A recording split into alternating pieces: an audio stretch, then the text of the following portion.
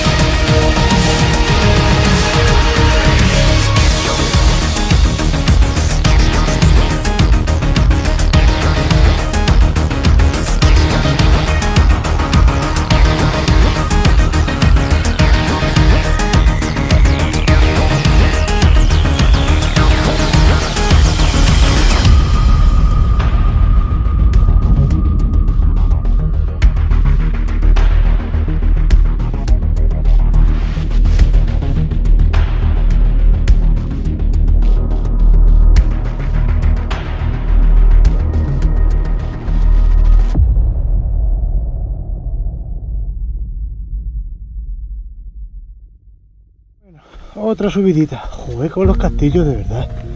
Qué manía hacerlo encima de los cerros.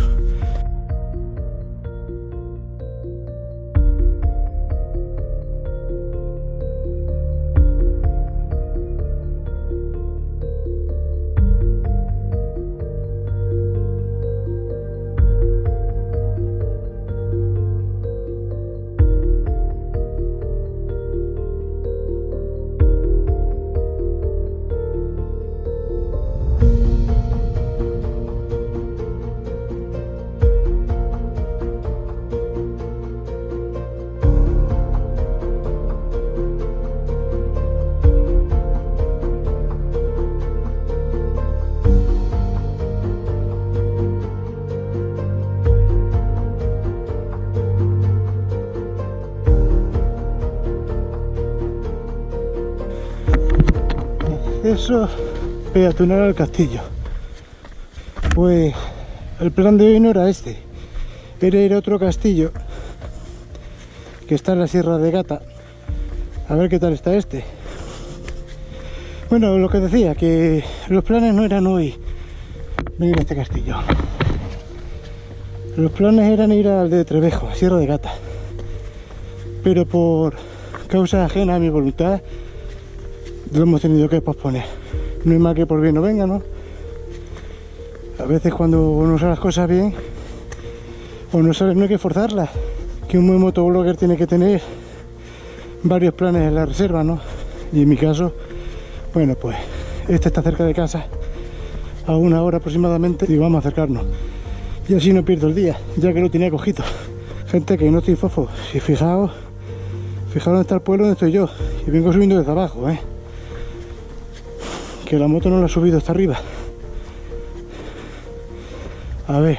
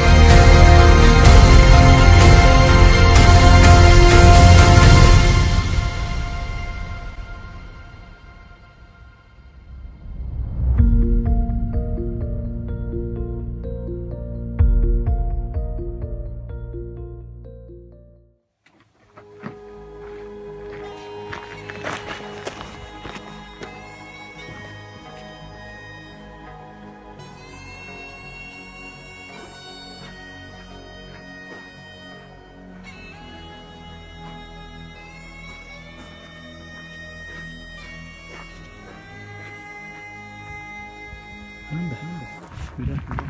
Este castillo tiene una leyenda. Vamos a leer.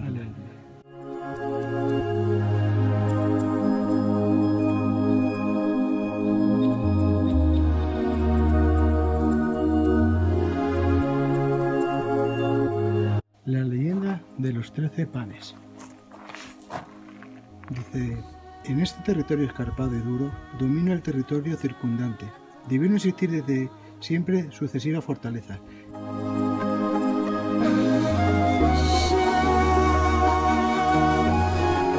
que aprovecharon los árabes para edificar el castillo. Tierra esta de fronteras, su dominio se alternó entre las huestes cristianas y musulmanas. Estamos en manos templarias en torno al año 1172. Fue sometido a sitio por parte de los almohades, liderados por Abu Yusuf, un cerco tenaz y cruel que provocó pronto el hambre entre los habitantes del castillo, que tuvieron que racionar cada bocado de alimento durante meses. Al cabo de los meses, la situación era insostenible, y las protestas y motines se sucedían a diario. Un grupo enfurecido, exigió al comendador Fray Lope de Zúñiga la entrega inmediata de la ración de panecillos correspondiente. Sin embargo, ni eso era posible, tan solo quedaban 13 de ellos para alimentar a la multitud. En un arrebato de furor, o tal vez guiado por la providencia, el comendador los arrojó por la ventana, yendo a caer al campo de los enemigos.